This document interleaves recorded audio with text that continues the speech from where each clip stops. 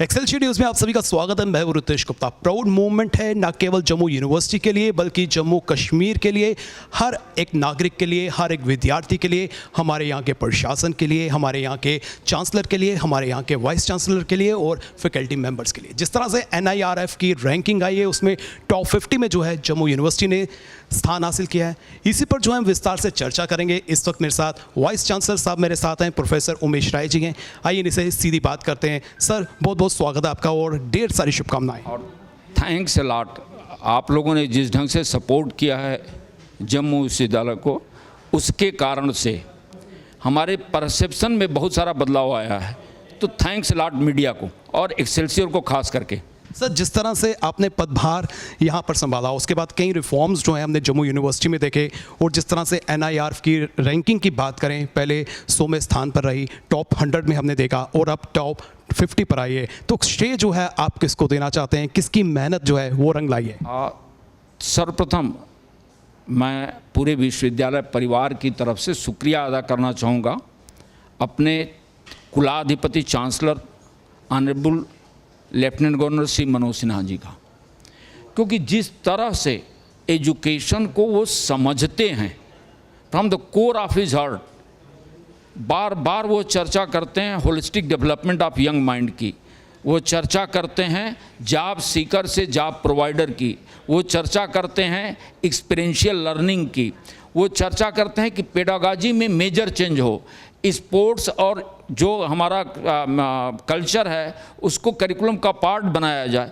तो मुझे लगता है कि जो दिशा उन्होंने दिखाई, जम्मू विश्वविद्यालय का परिवार कह सकते हैं, हमारे अध्यापक, हमारे ऑफिसर, हमारे कर्मचारी, इन सभी की मेहनत और दिशा निर्देशन हमारे चांसलर साहब का, जिसका परिणाम आज आप देख रहे हैं NIRF रैंकिंग में जो जम्मू विश्वविद्यालय ने इतिहास रचा है, पहली बार टॉप 50 में वो आया है। बिल्कुल इतिहास रचा गया है, लेकिन कहते हैं कि हमें यहीं पर जो है संतुष्ट नहीं होना है। जब तक हम टॉप 20, टॉप 10 में अपनी जगह नहीं बनाते, तो उसके लिए क्या तैयारियां जो हैं वो शुरू कर दी हैं? बस इसके बाद हम नेक्स्ट अभी शाम 4 बजे से we are going to analyse कि हमारे पॉइंट्स कहाँ कहाँ कम रहे और जहाँ जहाँ कम रहे उनको हमको कैसे एड्रेस करना है। तो हम एक दिन का भी समय नहीं लिए, आज ही शाम 4 बजे पूरे शिक्षक समुदाय और ऑफिसर के सामने वो पूरी रैंकिंग के सारे पॉइंट्स लेकर के एनालाइज करने हम जा रहे हैं।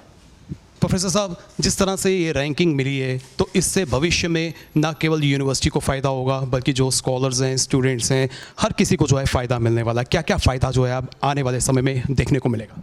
सबसे बड़ा फ़ायदा ये है कि एक सोच जम्मू विश्वविद्यालय की तरफ जो लोगों की थी, वह कश्मीर यूनिवर्सिटी से हट करके कुछ सोचते नहीं थे JNK में, उस सोच में एक बहुत बड़ा बदलाव पहली तो वो है। और ये सोच में बदलाव सिर्फ JNK के लोगों के लिए नहीं है, पूरे देश के लिए है।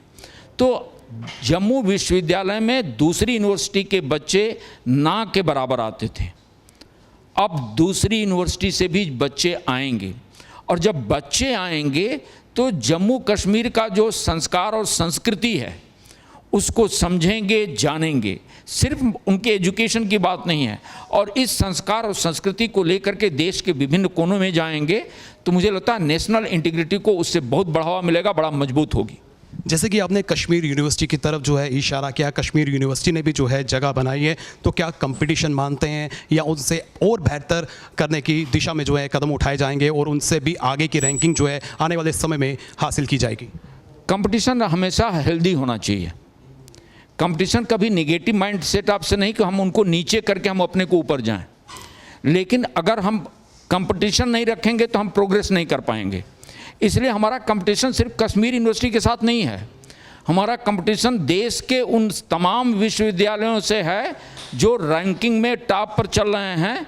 तो मैं प्रयास करूंगा और आग्रह करूंगा अपनी फैकल्टी से कि जो जो हमारी कमजोरियां हैं उसको एड्रेस करें, ताकि आने वाले समय में हम टॉप 20 में आ सकें।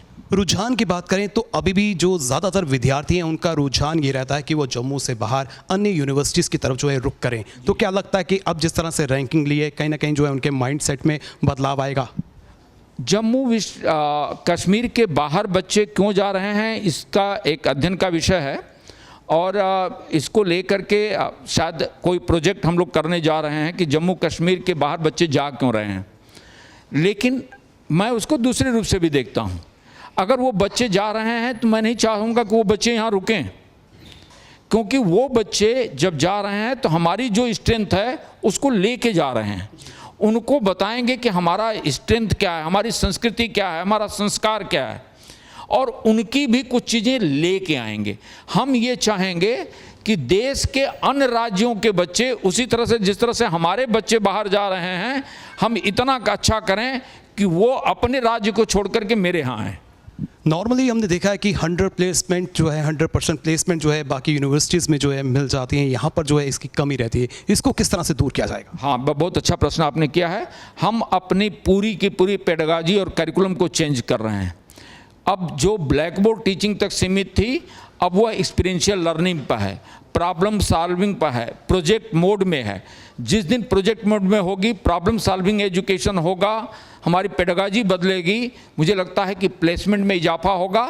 दूसरी चीज़, वो सिर्फ जॉब सीकर ही नहीं रहेंगे, जॉब प्रोवाइडर भी बनेंगे।